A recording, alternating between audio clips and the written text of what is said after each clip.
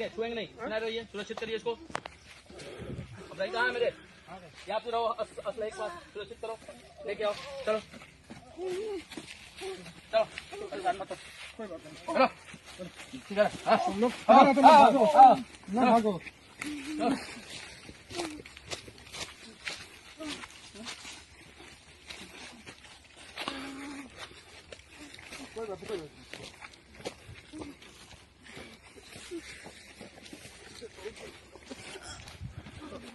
नहीं भागना चाहिए, गलत काम करते हो। गलत काम कर रहे हो तुम, पुलिस के ऊपर हमला कर रहे हो। हम लोग लग गए तो गलती नहीं करेंगे, अब कभी गलती नहीं करेंगे। क्यों गोली चला दी है पुलिस के ऊपर? सर हम लोग भागना चाह रहे थे कि फायर करके ये निकल सब गलत है ना? गलती वहाँ की है। अपराध करो फिर दूसरी अपराध कर रहे हो। गलती हो गई सर। हम लोग प्यार से लेके आ रहे थे, इतना भरोसा नहीं था तुम लोगों पर कि इस तरह करोगे। चलो गाड़ी घुमाओ, गाड़ी घुमाओ। अरे गाड़ी घुमाइए, गाड़ी घुमाइए, गाड़ी घुमाओ। गाड़ी घुमाइए जल्दी।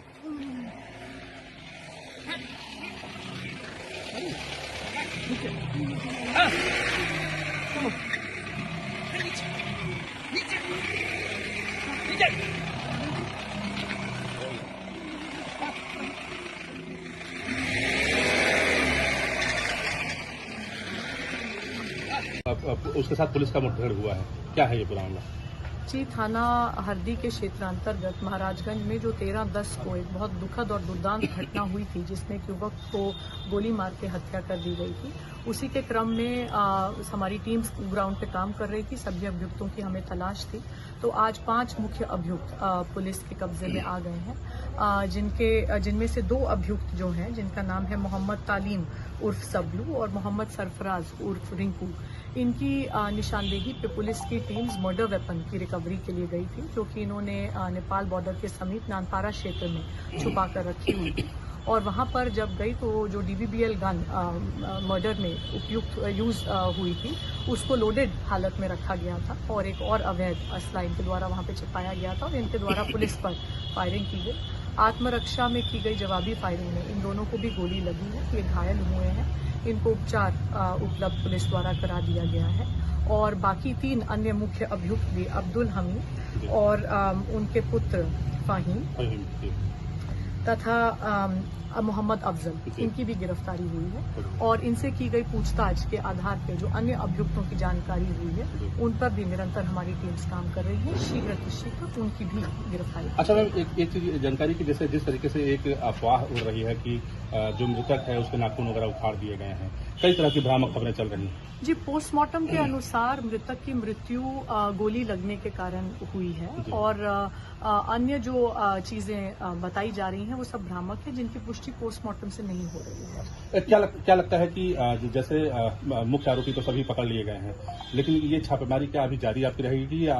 जी बिल्कुल जारी रहेगी। जैसे जैसे नए तथ्य आ रहे हैं, जो भी कोई लोग इसमें समर्थक प्रोत्साहक के रूप में या इसको पूरा प्लान करने में, इनको संरक्षण देने में संलिप्त पाए जाते हैं, सभी के खिलाफ ठोस कार्रवाई की जाएगी।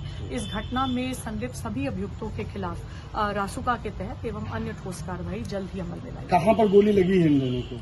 जी अभी अस्पताल पहुंच रहे हैं, तो मौके पर पहुंच के फिर आगे की सूचना। Thank you. बहराइच में सरफराज और मोहम्मद तालिब के साथ जो हुआ, जो उनका इनकाउंटर STF के द्वारा किया गया, सबसे पहले तो मैं इसकी निंदा करता हूँ। उत्तर प्रदेश के अंदर लगातार ये चीजें हो रही है।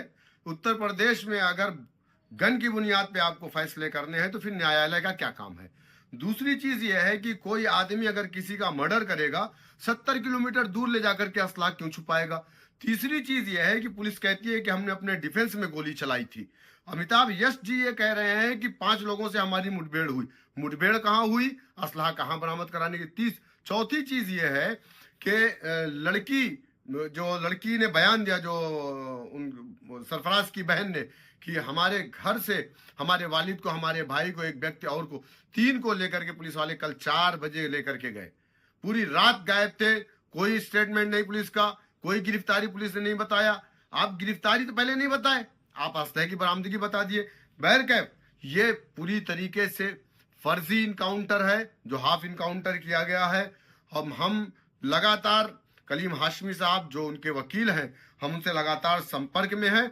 और एक आखिरी बात ये पूछना चाहूंगा उत्तर प्रदेश की पुलिस से, योगी आदित्यनाथ जी से, अमिताभ यश जी से और बहराइच पुलिस से, कि जिन लोगों ने इस इंसिडेंट के बाद जो राम गोपाल मिश्रा के मर्डर के बाद जो हुआ, जो वहां पर आगजनी हुई, लोगों के घरों को लूटा गया, मकानों को लूटा गया, लोगों के शोरूम जलाए गए, अस्पताल जलाए गए, उन पर आज भी किसी एक सिंगल व्यक्ति के ऊपर कोई कार्रवाई क्यों नहीं हुई?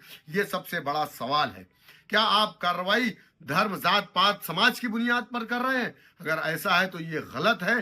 धर्म की बुनियाद पर इंसाफ नहीं होना चाहिए, इंसानियत की बुनियाद पर इंसाफ होना चाहिए। मैं एक बार पुनः फिर कह देना चाहूंगा कि ये जो इनकाउंटर हुआ है ये पूरी तरीके से फर्जी है और फर्जी है।